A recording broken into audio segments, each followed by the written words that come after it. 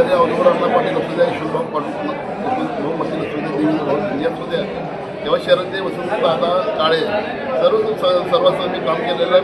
मुळात देवस्थानात सुद्धा अवधूरांनाचा द्यायला कार्यकर्ता आहे.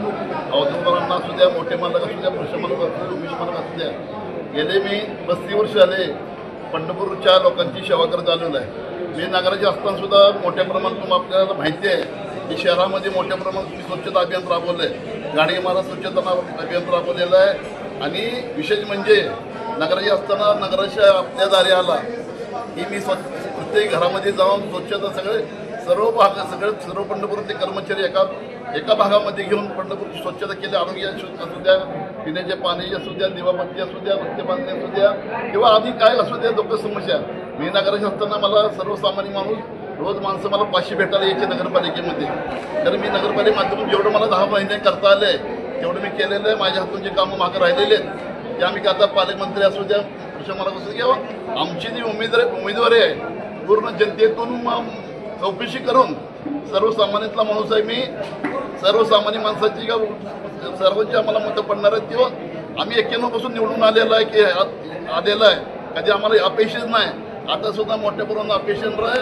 आम्हाला फडणवीस साहेबांचा आशीर्वाद आहे, पालकमंत्र्यांचा आशीर्वाद आहे. सर्वसामान्य जनतेचा गोरगरीब असू द्या, हॉटेल कर्मचारी असू द्या, घाटावर बसणारा माणूस असू द्या किंवा रस्त्यावर झोपणारा माणूस असू द्या किंवा उच्चवर्गीय असू द्या, सर्वांना माहिती आमच्या शिरसट फॅमिलीचं काय योगदान आहे. आम्ही कधी आमच्या घराचा, आमच्या मुलाबाळाचा आम्ही कशाचा विचार केला नाही. आम्ही करोना काळामध्ये सुद्धा मोठे मालक आजारी पुण्याला, मी सुद्धा सोलापूरमध्ये आजारी होतो. करोना काळामध्ये लोक आई बाप वारले तरी मशाल मम्मी जात नव्हते. मी स्वतः मशाल मम्मीमध्ये जाऊन प्रयत्नाची विल्हेवाट लावणे, लोकांना धान्य लोकांना मला एक प्रश्न पडला होता की लोकांना माझ्यातून काय झालं. मी 15 ते 20 लाख रुपयाचं त्यांना लोकांना सगळं घरपोच मी धान्य पुरवलेलं आहे. आणि ह्याच्या पुढं सुद्धा मला आता काय माणसं धूळ झाले बरोबर आहे. आमच्या नगराध्यक्ष पहिला साधनात असू द्या, त्यांनी सुद्धा काम आमच्या प्रशासनाच्या माध्यमातून केलेले जे आता जे धूळ झाले म्हणतात. पण आपल्याला सगळ्यांना माहिती आहे शहरवासियांना हे आपली अतिवृष्टी मोठ्या प्रमाणात झालेले, रस्ते खचलेले. आता येणाऱ्या काळामध्ये आपण बघितलं वर सत्ता मोदीची आहे, खाली सुद्धा आपले फडणवीस साहेब आहेत.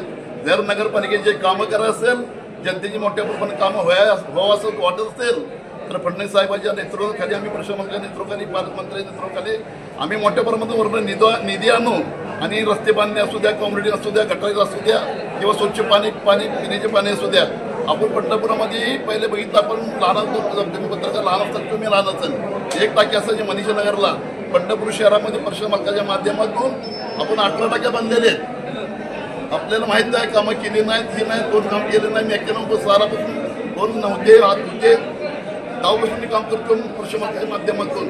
तर येणाऱ्या काळामध्ये आम्ही नगराशी निश्चित होणाऱ्या काय अडचण आहे. मला कोणाचं आव्हान नाही, काय ना. आम्ही सर्वसामान्यातला माणूस आहे. आम्ही जनतेतनं उमेदवार चौकशी करून